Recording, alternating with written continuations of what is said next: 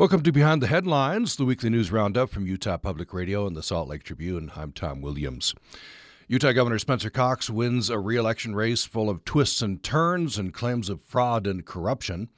After the gondola drama, UDOT has other ideas for eliminating the red snake in Big Cottonwood Canyon. And at the site of one of the deadliest massacres of Native Americans in U.S. history, hundreds seek to heal spirits and soil. Joining me today are Salt Lake Tribune news columnist Robert Gerke. Robert, thanks for joining us. Hey, good morning, Tom. Good morning. Later on, we'll be hearing from Outdoors reporter Julie Jagg and Utah Public Radio and Cache Valley reporter Clarissa Casper. We'll start with Robert Gerke. So the election, let's start with Governor Cox, who, after all those twists and turns, won a fairly solid victory, although he underperformed President Trump, I believe. Yeah, I think that's right. I think he was about a point behind where President Trump finished. But, I think the Phil Lyman factor probably had something to do with that. Phil Lyman, the Republican nominee or Republican opponent in the primary, who refused to acknowledge that he lost the election and ran a write-in campaign, got about 9%. So those votes all obviously came out of the tally, but that, the Republican voters base that Cox would have counted on. So I think that's part of that factor there. I believe Brian King conceded. I don't know if we've heard from Representative Lyman.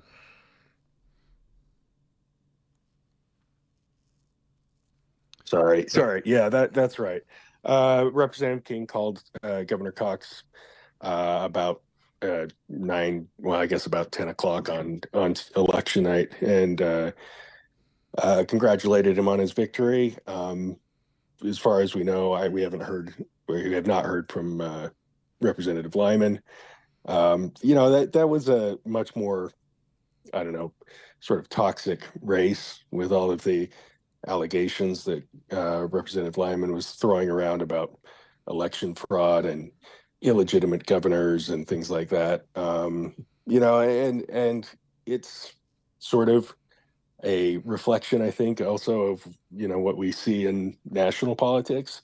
It's not something we typically see in local races, but, it's filtering, I guess, into the local political scene as well now. No, well, the Republican Party did not really entertain Representative Lyman's accusations. The Speaker and the Senate President to shut him down. I think there's still, not only this race, but in others, residual anger about the process that we have, this dual process, right? Where if you lose at convention, you can go on to get signatures and get on the primary ballot.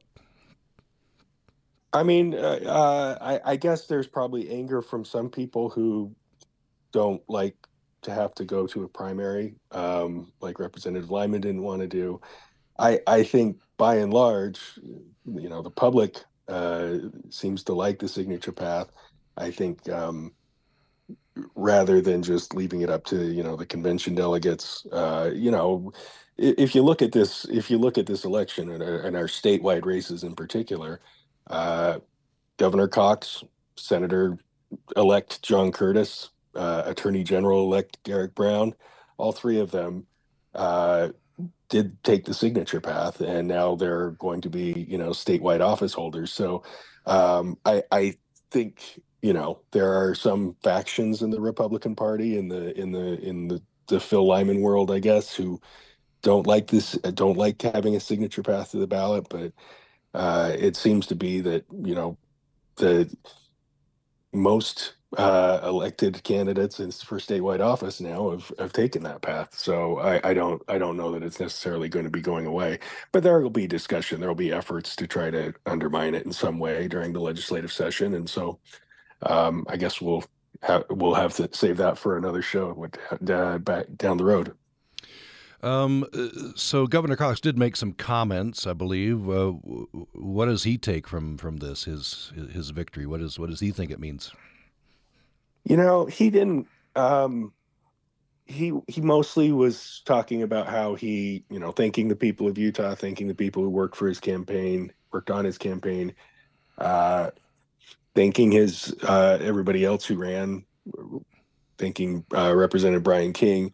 He says that he was talking about the amount of accomplishments they had during his first term, and talking about looking forward to his second term, wanting to.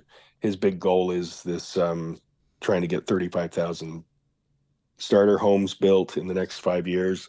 That's sort of been his main target.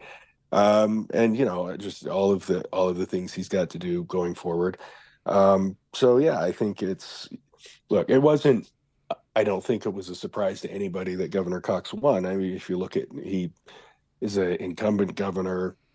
The economy's doing quite well. He's, doesn't have a major scandal, and he also raised $7 million to run his campaign, which Representative King he outraised Representative King about 10-1, 9-1, I guess. But so the outcome of this election was not really a surprise. And the margin was, given that there was a three-way race, I think the margin was fairly healthy for him. Of course, Governor Cox had been a Trump critic. He then, after the assassination attempt, endorsed Trump. He did make some comments. This was not in your story, but other stories I noticed about Trump's victory. And I think he made an analogy. He said, we've been pulling against a parachute, slowing us down. And now with President Trump in, we'll be able to go forward faster. I guess less regulation. He might also be referring to public lands. Yeah, he did say on election night that he was hopeful that the state could work with President-elect Trump. So he said, it's going to be easier to work with President-elect Trump than it was with President Biden, who they had to sue. He said 60 times. I don't have a full inventory of all those lawsuits that were filed, but so I think the the endorsement, I think, does have the benefit of giving giving the governor a more receptive audience, I guess, if there's something the state needs to have done. And yeah, I think with the President Trump's election, we will see some fairly significant changes for residents of Utah, or for at least the government leadership in the state. I guess one more thing on Governor Cox. He has said that he's not going to run again. It's his last term. Correct. He said that before the primary, I guess, that he wasn't going to be seeking a third term. So, that kind of makes him instantly, I guess, a lame duck the day he's inaugurated. But he's, got 4 years to accomplish the things he wants to do, and it opens the field, I guess, for people who might want to run in 2028, whether that's Phil Lyman or whoever. And so there will be people jockeying for that, but that's also down the road as well. One thing that struck me, to move on to other races here, but just in general, reading through your stories and other coverage from the Tribune, it struck me the large disparity in money raised and spent. Republicans versus the Democratic, United Utah, Utah Forward parties. I guess that goes mostly to the primaries because those are where it's really contested. Well, no, I don't think that's exclusively the primaries, to be honest. But yeah, as you mentioned, Governor Cox raising $7 million, Derek Brown, I think, got to 1.2 million.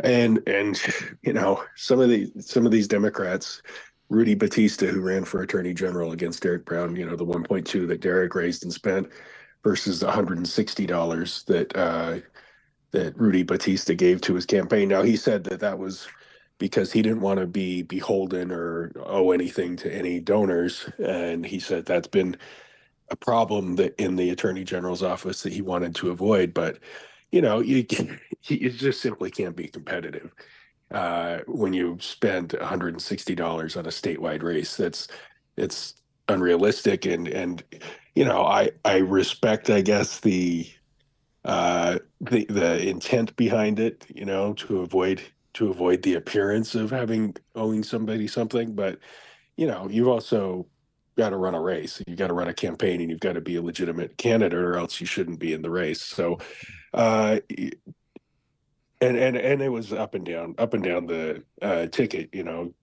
Sure. And this is standard. Let's be clear. Like, Republicans always outspend the Democrat in the race, or almost always outspend the Democrat. And this year was no exception. Caroline Gleick was outspent by a large margin. It kind of comes with the it comes. You kind of have to expect it if you're a Democrat getting into the race, that you're going to be outspent, but you're going to have to, especially when you're going against an incumbent like Governor Cox, who has the sort of the leverage to raise large amounts of money. You're going to have to, I guess, try to outwork them, or some other, overcome that advantage in some other way. But yeah, the Cox fundraising total in particular was kind of striking, because the $7 million he raised was about double what Governor Herbert raised 8 years ago, and it's about $2 million more than Cox raised 4 years ago. And so we kind of see this escalating cost of doing business, I guess, if you're going to run for statewide office. And it makes it difficult, I think, for any challenger. Phil Lyman raised quite a bit of money for a intra-party challenge, I guess, but it's difficult for anybody to kind of compete with that sort of whopping fundraising total. So we have some new people in office because of retirements or people running for other office. So a new U.S. Senator, new Attorney General, new Representative of Third District.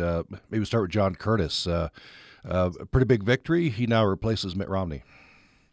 Yeah, it's kind of interesting if you look at the statewide races up and down the ballot. Well, not just the statewide races, but the Democrats sort of had this 30% cap. They were beaten basically by a margin of 2-1 by their Republican opponents, and that's about what it was in John Curtis's race.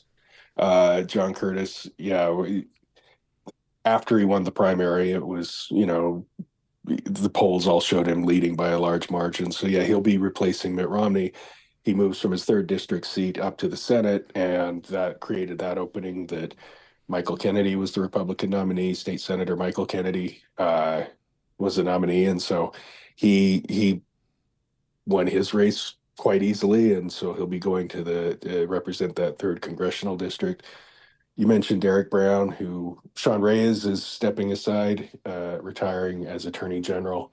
And again, once Derek won that primary, it's sort of a theme in these races, I guess. Once you win the Republican primary, you can kind of coast in, and so he'll be the incoming Attorney General. Yeah. I noticed they held a fast election. I guess this is usual for the House of Representatives. Mike Schultz appears is going to return as Speaker. Yeah, yeah. Typically, after the election results are finalized, both the House and Senate caucuses, Democrat and Republican, get together and elect their respective leadership. The Republicans held their caucuses last night to have these leadership elections, and is basically returning the leadership team that they had previously. So Speaker Schultz will be the Speaker, Jefferson Moss, Carrie Ann Lisenby, and Casey Snyder will be the sort of round out the leadership team. Over in the Senate, there were some changes.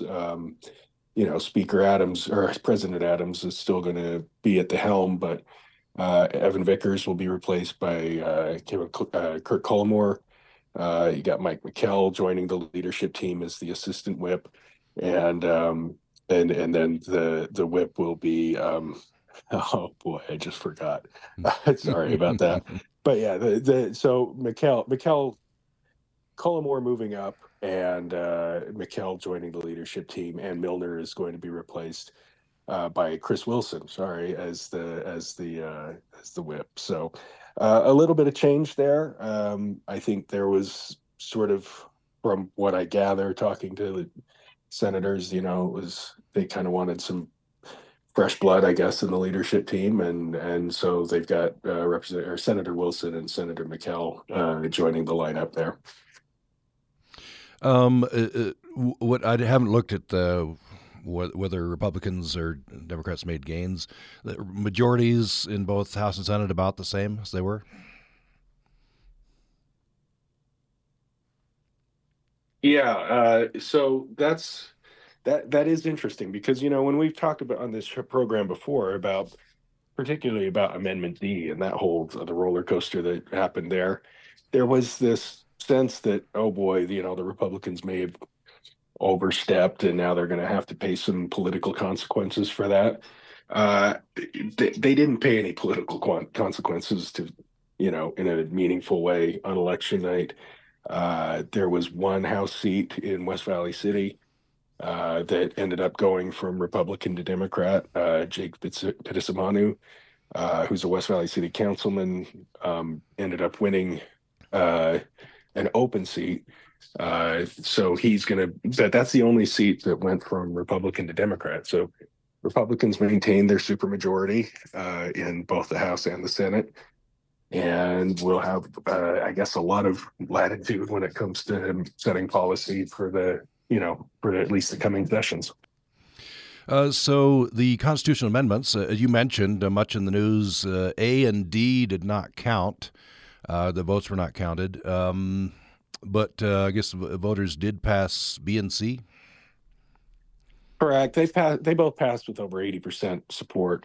They weren't really controversial. If they had been, all it would have taken would have been somebody to go file a lawsuit to challenge them, and they would have been kicked off the ballot. But since there wasn't really any opposition to them, and Amendment C in particular apparently doesn't really do much of anything anyway. It says that county sheriffs have to be elected, which they all are in this state anyway. So Amendment B means a little bit more money from school trust funds that will be distributed or dispersed to local schools. And so that is not a super controversial proposal either. So yeah, both of them pass by huge margins. So I don't know what the ruling was in the end on A and D. Were the votes processed? I think we're not going to know what the count was. I'm sure curious, but I don't think we're going to know.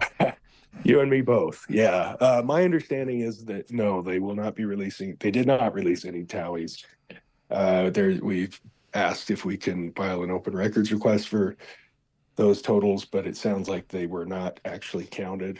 The machines were not programmed to count those, so they don't actually have the totals. So we're not gonna find out what the margins were on that. So, but yeah, I'm with you. I'm curious to see how they would have done had people voted for it, and it would not be a real accurate figure anyway, I guess, because some people didn't vote on it because they knew it was kicked off, or some people probably did vote on it because they wanted to make a point, but we're not going to find that out. Finally, Robert, the third parties, United Utah Party's been around for a while. Utah Forward, they're fielding candidates in some offices, and I don't know if they're making progress. It seemed like the biggest vote total in any of these races was like 5 or 6% from some of these candidates. Yeah, it was probably a little bit disappointing night for some of the independent and third party candidates. Michelle Quist I think she finished a little over 7%. And she was running for attorney general, and it's hard to make a name for yourself as a third party candidate. But she campaigned a lot harder than the Democrat in the race. But it seemed like on this election in particular, if you have a D by your name, you get 30% whether you do anything or not in the race. So there are several legislative candidates who were unaffiliated who were running up in your neck of the woods. Utah State Professor Patrick Belmont was running for a legislative seat, things like that. And they targeted the districts in particular, where Evan McMullen had done well when he challenged Mike Lee 2 years ago, thinking that maybe they could replicate that with an unaffiliated or independent candidate. And, some of them did quite well. I mean, but none of them actually ended up winning their races. So now I guess we kind of wait for 2 years and see if they are encouraged by what the results were in those races, if they try it again, or if this was just an experiment that they decided isn't going to pay off and, abandon it. Robert Gerke, news columnist, Salt Lake Tribune, helping us to understand the returns from Tuesday night. Thanks, Robert. Yeah, absolutely. You're listening to Behind the Headlines, the weekly news roundup from Utah Public Radio and the Salt Lake Tribune. After a break, we're going to be talking with Salt Lake Tribune Outdoors reporter Julie Jagg. Here's the headline: after the gondola drama, UDOT has other ideas for eliminating the red snake in Big Cottonwood Canyon. More following this break.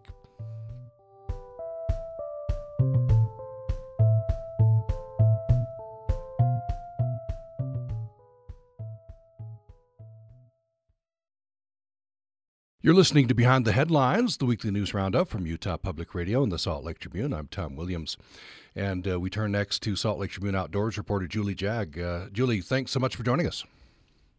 Ski season is here. I'm so excited. Thanks for having me. It certainly is, yeah. This story, here's the headline: after the gondola drama, UDOT has other ideas for eliminating the red snake in Big Cottonwood Canyon. The red snake, of course, being that line of cars, and the taillights are the red eyes, right? Yes, exactly. Yep, all those taillights you see going up and down the single lane whenever you're going to those resorts.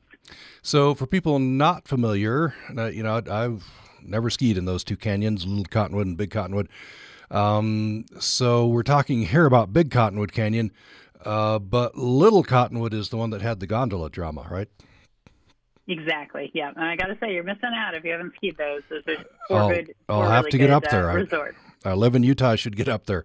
Yeah, exactly. But Little Cottonwood's the one that it had UDOT proposed the gondola to put up there, or accept that as the plan of action to deal with traffic up there. But that is currently on hold because UDOT has been sued by three different, or is in the middle of three different lawsuits pertaining to the gondola. So until those are resolved, then nothing will really happen in that canyon. Okay.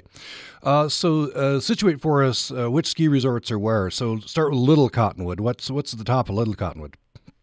Sure. Top of Little Cottonwood is Alta ski area, and then right below that is Snowbird.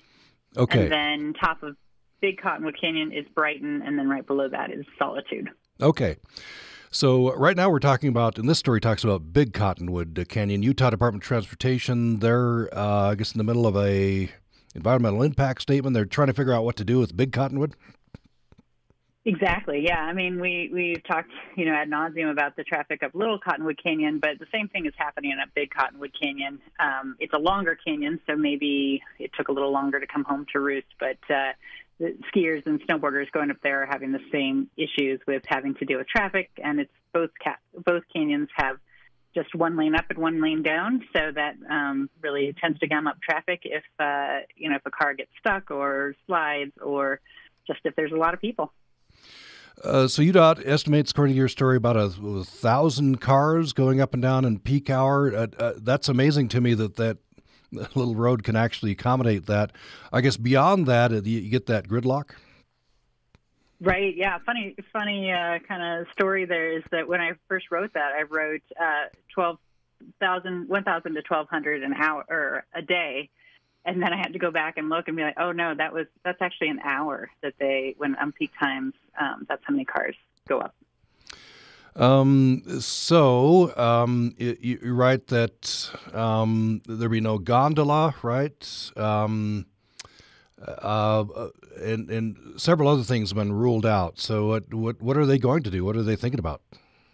Right. Yeah. Well, I mean, no gondola. I think the idea is that, the one going up that's planned to go up Little Cottonwood Canyon is expected to be the longest in the world, and Big Cottonwood Canyon is even longer. So I don't think that's I don't think that's something they are even trying to put on the table. UDOT has said that's not something they're considering. They're also not considering a train, and they're not considering widening significantly the road, like it's far enough to put in an extra lane or anything like that. So with all those things they're not considering, it's basically the same things they're considering is the first steps for the Little Cottonwood Canyon, which is tolling and increased bus service. So before we get to that, I guess, what is it again? It's Brighton and Solitude, top of Big Cottonwood. Right. Yep. They've tried parking reservations, right? And they say that has been helping some. Right. Yep. They just implemented those for the first time last year. People will remember that Solitude was actually the first one in Utah to have paid parking, but they weren't doing reservations. And now both resorts are doing reservations, so you can't actually. I mean, it's just on weekends, but you generally have to get one in order to even try to find a parking spot, or else risk getting a ticket. No, both Brighton and Solitude, I think, say that they can accommodate more skiers. I guess the bottleneck is the road. Yes, exactly. Yep, and that's kind of the issue that everybody's trying to get around is how do you get more people up? And what UTA and UDOT are trying to do is, well, I guess UTA is trying to put more bus service. They'll have more buses, although I guess in Big Cottonwood Canyon it's the same number of bus services, the same amount of bus service as last year. And then in Little Cottonwood Canyon, there'll be more bus service. And then they're also doing more traction checks and encouraging carpooling. I guess I could see that could create a bottleneck, right? If you get a car with bad tires, no traction, they jackknife, then everybody behind them is stuck. Exactly. Yeah. So even on days, I've been up there for sure on days. Actually, usually it's coming home, where you are, cruising down the road and it may be snowy, but not really having any trouble, and there's not a lot of traffic. And then all of a sudden you just come to a stop, and it's because a car slid out.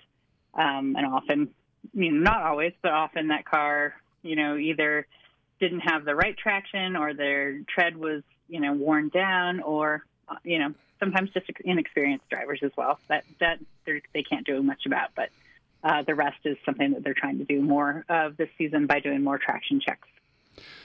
So one solution they're floating is tolls. I guess this would be right up next to the ski resort, so that if you wanted to travel up the road and go off to the backcountry, you could still do that without a toll.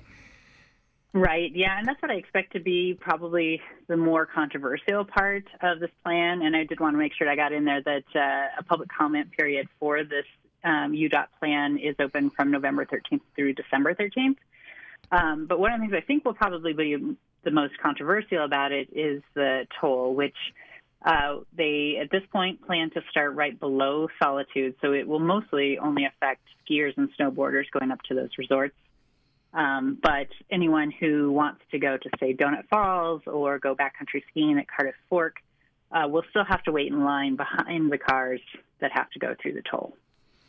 Now, if you're carpooling, if you're a driver with a bunch of passengers, apparently, according to the floated plan, you won't get out of paying the toll.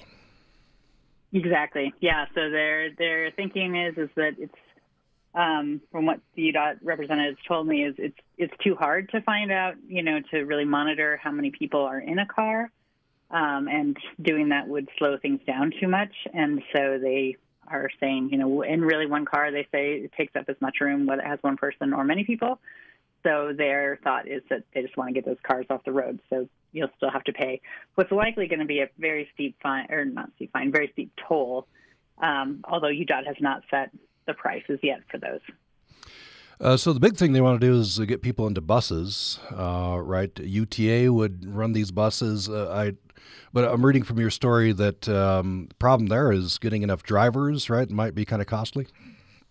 Well, yeah, in the past it has been. This year UTA has, done quite a bit of work over the past 2 years, really, to bring their drivership up to a full roster. So they have a full roster of drivers, which is good news for everyone. But probably the better news is that they're also contracting with a third party. And that third party is the same one that was running Cottonwood Connect, which skiers and snowboarders might know as like a paid shuttle service that they could have had the last 2 years. But now those drivers will be driving UTA buses. You won't know whether it's a UTA driver probably or one of these other drivers, but that will really help as far as they just have experience in the canyons and driving in the canyons in snowy conditions. So I think that's going to be a good help. Plus, that's going to give an extra, not an extra, it basically builds back in the second route of Little Cottonwood Canyon that was discontinued the last 2 seasons. So the legislature apparently allocated some money for this purpose, I guess, to help in both canyons. Right. Yep. Last season, they did that so that they could get more busing up there and try to kind of grease the skids a little bit. So it's more or less about $150 million that was set aside to help with the bus service and the mobility in both canyons, not just Big Cottonwood Canyon. Now, is this, we're looking at a future problem or a current problem in Big Cottonwood Canyon? Is a lot of days where there is gridlock, or can you mostly get up and down? No, still it's a current problem. Uh-huh. Yeah, it's as much, I would say, or close to as much as in Little Cottonwood Canyon, especially because going to Big Cottonwood Canyon, you know, there's a pretty sharp turn. The canyon kind of starts right there off Wasatch Boulevard, whereas Little Cottonwood Canyon, you kind of have the Wasatch Boulevard run up to get up there. So it's a problem now, and it's going to be a problem for a while. And one of the things that is kind of hamstringing UDOT is that they have said that they will not implement any. They won't implement any plans that they cannot also do in Little Cottonwood Canyon. And those lawsuits I previously mentioned about the gondola are kind of keeping those things from happening. So they can increase busing, but probably not implement any tolling until all of that's taken care of. So again, tell me about the public comment period. Yep, so that runs November 13th through December 13th, 13th to 13th. And it basically, if you just go to the UDOT or look up UDOT ski bus, you'll get to it. But, they're just wondering what people think. And from the people I talked to, they said this is the most important time to make your voice heard if you have strong opinions about what should happen, because this is where they're just kind of getting the ideas together and forming a plan. And then they'll have another one in the summer, I believe. But by then, they'll already have a plan in place, and it'll be a little harder to turn it around if there's something you don't like. Okay, just a minute or two. I'd like to have you tell me about another story you've published. So Utah's ski season officially starts today. A couple of resorts are going to be opening. Which ones? Yeah, so exciting. So Solitude will open the Wasatch. They just announced that yesterday. And Brian Head has been announcing, they've said from the beginning that they're going to open today, which I was a little dubious of when, it was still 80 degrees in the middle of October, but they've managed to make it happen. So they are open as well. Brian Head down, which is kind of by Cedar City, has 4 runs open and top to bottom skiing off its Navajo lift. And then Solitude, for now, it's kind of a quick opener. They've got just one run off one lift. That run will have a couple of terrain park features on it, but it's just off their link lift. And they'll just be open through Sunday, and then they'll close down, and then they'll open up again next weekend. All right, exciting.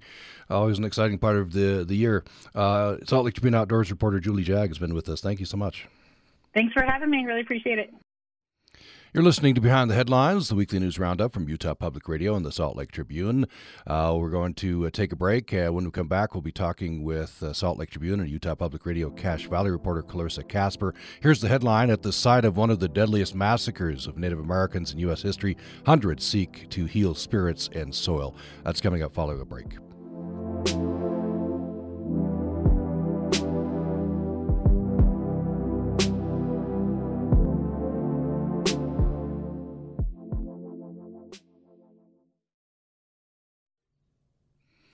You're listening to Behind the Headlines, the weekly news roundup from Utah Public Radio and the Salt Lake Tribune. I'm Tom Williams. We turn next to Salt Lake Tribune and Utah Public Radio Cache Valley reporter Clarissa Casper, who joins me in studio. Clarissa, thanks for coming in. Hi, Tom. Thanks for having me. A couple stories we want to talk about. First of these is about I guess a kind of a healing ceremony at the site of one of the deadliest massacres of Native Americans in U.S. history. We're talking about the Bear River Massacre.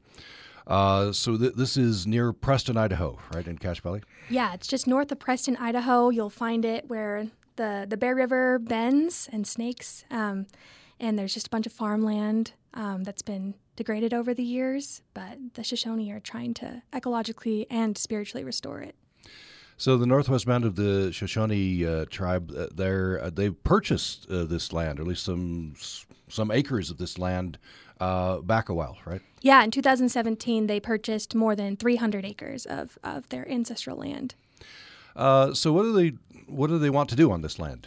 So they want to just completely restore it to the way that it looked before any white settlers came, before the massacre happened. So they're looking to plant over 300,000 native trees and shrubs. They're looking to restore the creeks and the streams by building beaver analogs, which are basically just beaver dams built by humans, to try and reintroduce beavers. They're trying to reintroduce bears. They're really just trying to bring back all of the native vegetation and wildlife that existed before 1863. And yeah. So, and they're also taking out the invasive plants, the Russian olive trees. Right, Russian olive trees. I think they were described. I can't remember as sugar candy for animals. They're high in sugar content, but not much nutrition. Yeah. They have these olives that are high in sugar, so when the wildlife feeds on them, they're just basically eating junk food. Plus, they suck up a lot of water, I think, right, and then prevent the river from kind of expanding into a wetlands. Yeah. They siphon up about 75 gallons a day each tree. So I talked to some experts who said that's 75 gallons that could be going to the Great Salt Lake. So imagine this is taking a lot of money. The tribe has raised a bunch of money? Yeah, they've raised money through grants and through fundraising, but they haven't used a single penny of government funds for this. So tell me about the, what do we call this, ceremony, activity? Mostly it was tree planting, right, that you went to. Did they just invite the public once a year? Yeah, so this was the second year that they've held an annual tree planting at the site to help restore the area. So they need lots of help. They can't do it all themselves. There's 300,000 native shrubs and trees to plant and creeks to restore and stuff. So they invite the public once a year to come help out and plant, because it takes a lot of hands to plant that many trees. So yeah, there was about 200 people on Friday when I went, but I heard that on Saturday there was triple that. So, yeah, they're also looking for more people to come help today, actually. Okay. So how do you connect? I guess you just show up out there? Yeah, just show up. Show up out there near Preston. You talked to Rios Pacheco, who's the spiritual leader, I think, for the Northwestern Band. He said planting trees is not only ecologically good, but it's spiritually good. Yeah. He kind of described it as like his ancestors put out his seeds, and he's now doing the work of restoring the land, like how a plant puts out a seed and then it regrows into a new tree later on. I think kind of the final plans, there's going to be an amphitheater out there, right, where they can tell the stories from their perspective. Yeah. They want to have an amphitheater. They want to have a walking trail through the site that people can go do an interactive walk through. So you talked to several. One that I noticed, a teacher brought a whole class from Roland Hall in Salt Lake. I guess they bussed up and they were helping. What were they saying? Yeah, there was a few about 15 eighth graders there on Friday that I got to talk with. They were having fun digging holes, and I have a picture of one of the eighth graders sitting in one of the holes. They were having a good time, but. Yeah, the teacher said he thought it was really important to bring his students up to the site because they're learning about Native American literature in their English class right now, and he thought it would be a really good way to get them out there and get them hands-on in the dirt and experiencing something like that. And the students loved it. They were having a blast. You also talked to Tribal Council Chair Dennis Alex. What did he say? He was just talking about how inspiring it was to see so many people come together. It was very heartwarming for him to see the different people who had come together to help his tribe and to help with the effort. What were some other people saying? People were just there talking about, why they're doing it. I talked to one woman who said that she was there because she had a friend who recently passed away, and so she was there to honor her friend, but also to help out with the tribe. But yeah, everyone seemed to have their own reason for helping. Some people just love planting trees, and they were like, that's a perfect place to go plant trees. And other people have a personal connection to the tribes. Other people have personal connection to the land. I talked to some people who are from Idaho who have ancestors who helped members of the tribe at the time, who took them in after the massacre and stuff like that. So yeah, I just talked to a lot of different people with different perspectives on why they were helping. Do they have a timeline when they want to get all the trees planted and everything done? I'm not quite sure. I know they want to do it soon. Yeah. And so this was the second sort of become an annual thing. Yeah. Maybe a third next year. We'll have to see. Yeah. Well, thanks for telling us about this. I want to move on here before we go into Underplayed Stories. A story here in Logan that's gotten quite a bit of interest.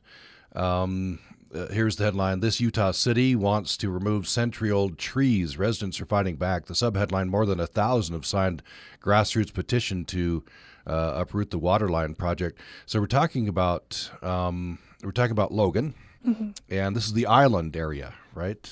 Yeah, so the area just kind of that hugs the mountains that's right before you get to Logan Canyon, that little area. So we're talking about some ash trees. There's some photos in the story, right? These are 100 years old ash trees, very, very large. Yeah, they're 107 years old. The people who live by them just love them. They turn a glowing color in the fall. They're bright green in the summer. They're giant, and they just tower over the street. Now they're quite close to the street, right? That's part of the controversy. So what does the city want to do? So the city is being required by the state of Utah to put in a water line and water tank because of Logan's growing population, to funnel water to the west end of town from the canyon. So the city needs to put in a water line somewhere. So they've landed on Canyon Road as the best place to lay the line under. And there were other alternatives, but I don't really know the details of those. They said that they'll send me the details soon. But so they've decided on Canyon Road, and they decided that since they're going to do Canyon Road, they might as well revamp the street. So it's kind of a historic street that hasn't been updated in a long time, so it's lacking sidewalks in a lot of places. It doesn't have bike lanes. It doesn't have a lot of those things that are in our more modern neighborhood. And so the city decided, since we're going to run the water line under Canyon Road, let's bring it up to speed and put some sidewalks in there. They're thinking about putting bike lanes, maybe a bike path, I heard. So it's kind of this, they're looking at redoing the whole street and laying a water line all in the same thing. But lots of residents wonder if there's other alternatives to their street. So a lot of residents are saying we love those trees, and we don't want this project. We want the trees. Right? Yeah. And the trees couldn't remain if they did the project because the water line would cut all of their roots and they would die. Mm-hmm. You talked to a certified arborist, I think, whatever his title is, right? What does he say about the trees? So I talked to the certified master arborist, Mark Malmstrom, who he examined the trees for the city in 2022 to see whether they are worthy of preservation. And he said that if they go through with the project, the trees will die. They're doomed if they go through with the project. But his personal opinion is if there's a way to save the trees, that they should, because they're magnificent to him. And he called them landmarks. Mm-hmm. I think he says in the wild, these ash trees could grow to 400 years or something. In this urban setting, I guess it's more like 200 years, but still they got another 100 years to go potentially. Yeah. In the wild, they're not hit by cars and stuff like some of the trees on Canyon Road have been. So, but yeah. And there's a photo you have where somebody's pointing to a scar on one of the trees which was hit by a car. Right? Yeah. Mark said that, all the trees are not in perfect health, but they're still they're still standing. So Logan City, Mayor Daines, she says, well, that as a part of this plan, they would plant trees, and within the lifetime, at least of the children in that area, you'd have mature trees. Yeah. She said she really wants her constituents to think about the future and what the next 50 to 100 years could look like on that street. So these residents have got a petition going, more than 1,000 signatures. Yeah, I looked just now. It's actually 1,800 now. 1,800, yeah. Any word from the city on whether this will have an effect? Nope, I haven't heard from the city. I did hear, I watched the Logan City Council meeting on Tuesday night, and they are going to hold a open house in early December for residents to come express their concerns and their wants with the road improvements. Yeah. In the meantime, I guess from the city's perspective, they would say we got to put this water line in somewhere. You say there might be some alternative paths. You don't know yet. Yeah, they mentioned some alternative paths, like perhaps going down 400 North, or I heard some people talking about putting it under the canal on that trail. But yeah, it seems that the city's landed on the Canyon Road for some reason. They said they'll send me a statement soon on why. Yeah. And in the meantime, as you report in your story, that I guess at least 1,800 people don't want this. Yeah. So if you live in Logan, maybe, take a little drive, take a look at those ash trees. Canyon Road in the island area, right? Yeah. So where you would go. Clarissa Casper, who's Utah Public Radio and Salt Lake Tribune Cache Valley reporter. Thanks for telling us about both these stories. Yeah, thank you. Well, it's time for our underplayed stories of the week. We'll start with Robert Gerke. What's your underplayed story of the week? Yeah, thanks, Tom. I'm going to go with another election story that I helped report along with Courtney Tanner and Emily Anderson-Stern, just about the long lines that we had in Utah County. They didn't have adequate polling places. They didn't have enough paper to print provisional ballots, and it required the state to sort of rush one of the state airplanes down to Phoenix to pick up more paper. It was a big fiasco, and you can check out all the reasons why at sltrib.com. Yeah, it's a very interesting story. Thanks for recommending that one. sltrib.com for that one. Clarissa, what's your underplayed story of the week? Yeah, we had a similar situation in Cache County, but not as bad. My underplayed story of the week is Palak Jaiswal's story. It's a more lighthearted story this week about a Saratoga Springs author who paid off her family's medical debt by writing a book in 39 days. I just was blown away by this story. It was such a good, uplifting story. That's amazing. Soraya Wilson, I had the opportunity to interview her on Access Utah. She's pretty interesting. Romance author, right? Yeah, but she wrote a fantasy romance novel. Oh, yeah. I was able to pay off that debt. Yeah. Through writing, maybe inspire some of the rest of us to do some of that. Yeah. So you can find that story from Palak on sltrib.com as well. Well, we've reached the end of our time here. We earlier heard a recorded interview I recorded yesterday with Julie Jag, outdoors reporter. We've been talking with news columnist Robert Gerke. Robert, thanks so much for joining us. Yeah, thanks for having me, Tom. Thank you. And Clarissa Casper, thanks so much for joining us. Thanks for having me. Clarissa Casper is Salt Lake Tribune and Utah Public Radio Cache Valley reporter. Thanks, everyone, for listening. You're listening to Behind the Headlines, the weekly news roundup from Utah Public Radio and the Salt Lake Tribune. I'm Tom Williams. Hope you'll join me again next time. Thank you.